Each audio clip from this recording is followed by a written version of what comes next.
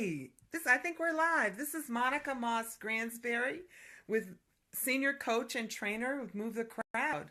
And I'm here today live with you to talk about decision-making tips. Um, I get all excited.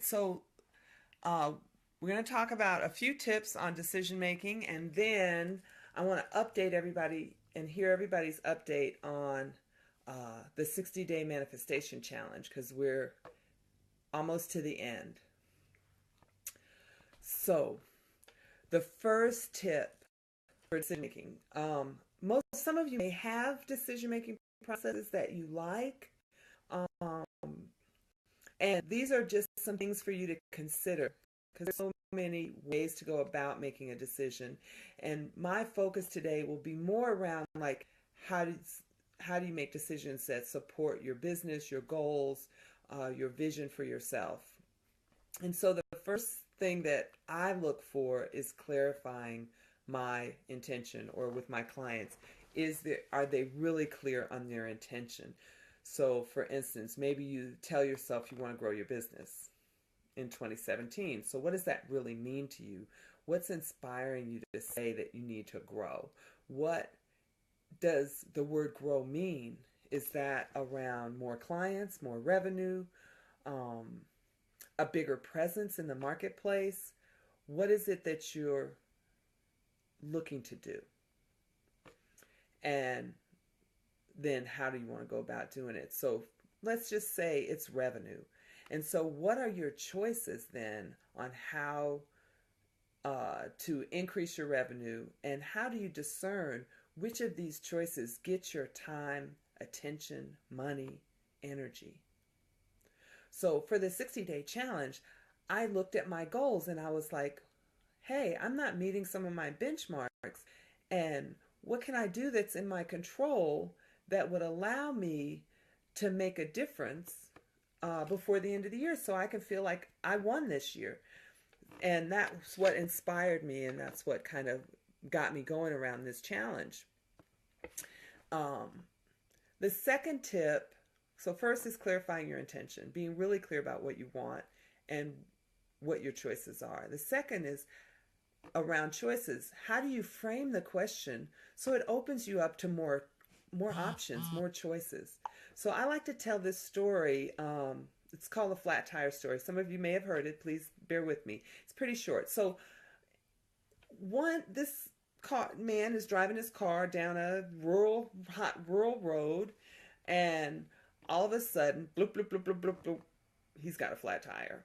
He's like, oh man, gets out. He looks at the tire. Okay, he opens the trunk. He looks for the jack. There's no jack. Oh my God. He's like, okay, I have no jack. I can't change this tire. I got to find a jack in order to change the tire. So he looks around. He says, okay, I'm going to have to just go to a gas station and see if I can borrow a jack so I can change the tire, or at least to the next house. So he starts down the road, this rural road, nothing but farmland, to find a jack. Not too long after that, another car comes by. I guess there was something in the road, because it bloop, bloop, bloop, bloop, bloop.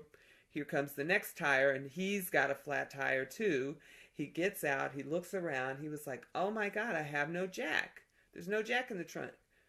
How will I lift this car in order to change the tire?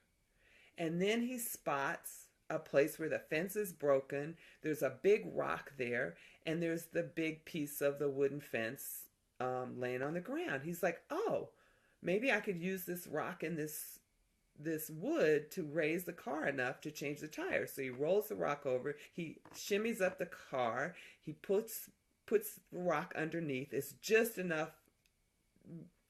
high enough for him to change the tire. He rolls it back in the ditch, and he's on his way. He passes the guy who's walking down the road looking for a jack.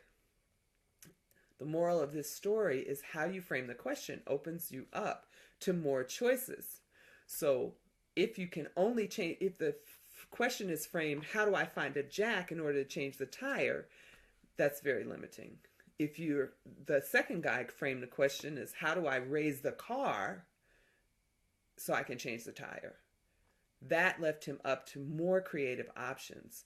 And so how are you framing your your questions, your goals, your solutions, to open yourself up to more options, and then using your brainstorming skills to just generate as many solutions to that question as you possibly can, given what you know about yourself, your environment, your particular situation.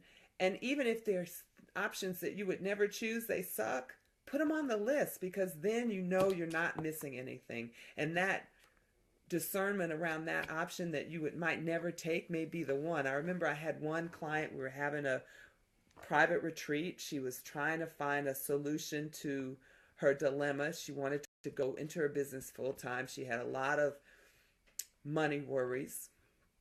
She taught at a university.